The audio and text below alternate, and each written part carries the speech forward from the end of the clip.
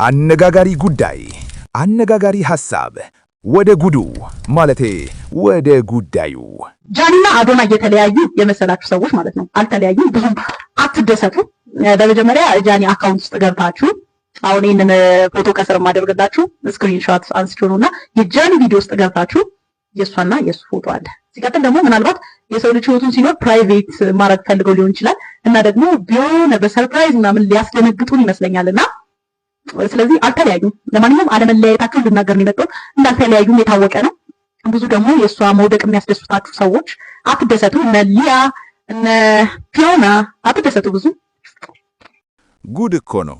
ተለያዩ ብለው ቪዲዮ ሲሰሩ የነበሩ ሰዎች አሁን የት ገቡ? ይኸውላችሁ የሰው ልጅ ህይወት የግል ሊሆን ይችላል። መውደቋን የምትጠብቁ ሰዎች ግን ቆም ብላችሁ አስቡ። ጥላቻ ለእናንተ ምን ትርፍ አለው? ፍቅር ያሸንፋል ሲባል ዝም ብሎ አይደለም። ከአዶናይ ጋር ፍቅር ናቸው። ታንቃችሁ ሙቱ። ከአዶናይ ጋር ፍቅር ናቸው። እግዚአብሔር በሚያውቅ ምንም ከአዶናይ ጋር ምንም የተፈጠረ ችግር የለም። ምንም የሆነች ተፈጥራ ነበረ፣ ወደ ፍቅር መልሰውታል። በቃ ፍቅር ያሸንፋል። ዮኒ ማኛ ደግሞ መጣ። ግን እውነቱን ነው። ፍቅር ካለ ለምን መጥፎ እንመኛለን? አዶናይ ብቃቱን አሳይቷል። ጃሪም ወደ ፍቅሯ ተመልሳለች። ሌሎቻችሁ ግን ለምን ትንፈራፈራላችሁ? የሰውን ደስታ ማየት ለምን ከበደን? ይሄ አስተሳሰብ ይለወጥ። እስር ቤት ውስጥ ሆኜ ነው 4 ሚሊዮን የገባሁት። አዎ 5 ሚሊዮን ፎሎወርስ ደርስ አሁን ያለው ድራማ ተፈጥሯል። በጣም አዶናይ ፖድካስት ላይ የተናገረው ነገር በጣም ጥልቅ ነው። 4 ሚሊዮን እስር ቤት ሆኖ ገባ። 5 ሚሊዮን ሲገባ ድራማ ተፈጠረ። ህይወት እንደዚህ ናት። የሆነ ነገር ስንጠብቅ ሌላ ይከሰታል። ስለዚህ ኤክስፔክቴሽንን አስወግዱ። ዝናብ ሲዘንብ ለምን ዘነበ አንልም፣ እንቀጥላለን። ይሄ ትልቅ ትምህርት ነው። እቺ የምትመለከቷት ቻርሊ የተባለች ቲክቶከር 11.9 ቢሊዮን ላይክ አላት። ነገር ግን ዓለማችን ላይ 8.3 ቢሊዮን ህዝብ ብቻ ነው ያለው። ታዲያ እንዴት ሆና ነው 11.9 ቢሊዮን ላይክ ሊኖራት የቻለው? የእውነት ህይወት ግን ሚዛናዊ አይደለችም። ኧረ ተው፣ ሂሳቡ እኮ አልሰራም አለ። አንድ ሰው 10 ጊዜ ላይክ ቢያደርግ ነው ወይንስ ቻርሊ ሌላ ዓለም ላይ ነው ያለችው? ህይወት ሚዛናዊ አይደለችም የተባለው ለዚህ እኮ ነው። እኛ እዚህ ላይክ ስንለምን እሷ የዓለምን ህዝብ ቁጥር በልጣ ተገኘች። የሚገርም ነው።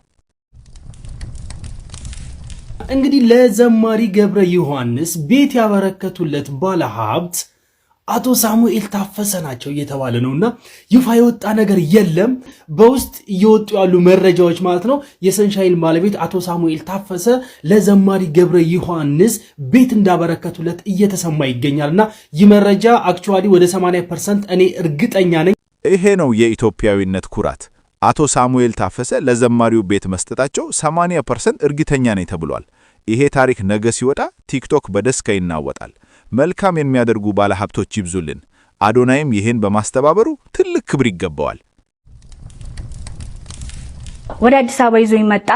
አቀባበል አረገልኝ። አሁንም የምፈልገውን ነገር ያደርግልኛል፣ ያግዘኛል በጣም። እሱ ደግሞ ለኔ በጣም ይለያል። ይሄን ስሙልኝ። ነሳነትን ከዝዋይ መንገድ አንስቶ አዲስ አበባ ያመጣው አዶናይ ነው። አርቲስት አደርግሻለሁ ብሏት ዛሬም ድረስ እያገዛት ነው። ይሄ ነው እውነተኛ ኢንፍሉዌንሰር። ሰውን ከነበረበት አንስቶ ለወሬ ሳይሆን ለቁም ነገር ማብካት። አዶናይ ይሄ ስራ ከሺህ ድራማ በላይ ነው። በብዙ ሰዎች የተበደልሽ ሴት ነሽ አንቺ። በጣም የዋህ ነሽ። መኖ ማለት ይከብድሻል በጣም። ይህ ጸባይሽ ደግሞ በጣም ጎድቶሻል።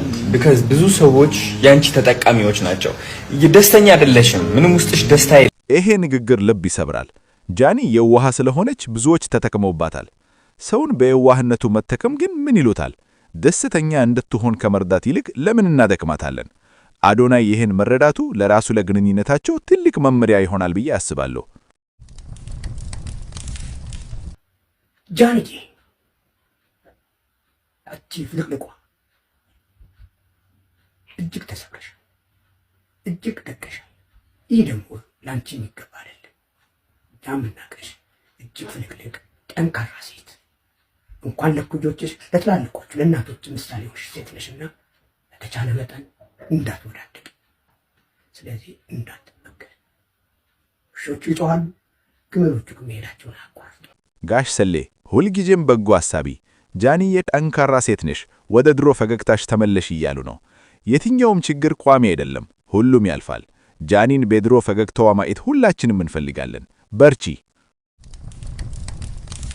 ገንዘብ ደስታን አይገዛም፣ እከራየዋለሁ። ኪራይስ እና ከድህነቴ ጋር ቅፍቅፍ ብዬ ልኑር? ተውኝ። ይቺን ሐሳብ ወደድኳት። ከድህነት ጋር ታቅፌ ልኖር እንዴ ይላል። እውነት እኮ ነው። ገንዘብ ሁሉንም ነገር ባይሰጥም የችግርን ሸክም ግን ይቀንሳል። ደስታን ለመከራየት ቢሆን መስራት አለብን። ድህነትን አንውደድ፣ ግን ሀብትን ለደስታ እንጠቀምበት። ባይዘዋችን ላይ ለሁሉም ሰው ጥሩ መሆን ሁሉንም ሰው ለአንተ ጥሩ ያደርጋቸዋል ማለት አይደለም። የዋህነትንና ቂላቂልነትን እየለየን በጎጥ ይሄ ትልቅ ነጥብ ነው። ለሰው ሁሉ ጥሩ መሆን ግዴታ ቢሆንም ሰዎች ቂል አድርገው እንዲያዩን መፍቀድ የለብንም። በጎነት እንዳይበዘበዝ ንቁ ሁን። 1 ብር ያለው ነገር ለሁላችንም ይሰራል። ጥሩ ሁን፣ ግን አትታለል። እንግዲህ እውነቱ ይሄ ነው። እናንተስ ምን ትላላችሁ? ሐሳባችሁን ኮመንት ላይ አፍስሱት። አነጋጋሪው ነበርኩ። ሰላም ሁኑ።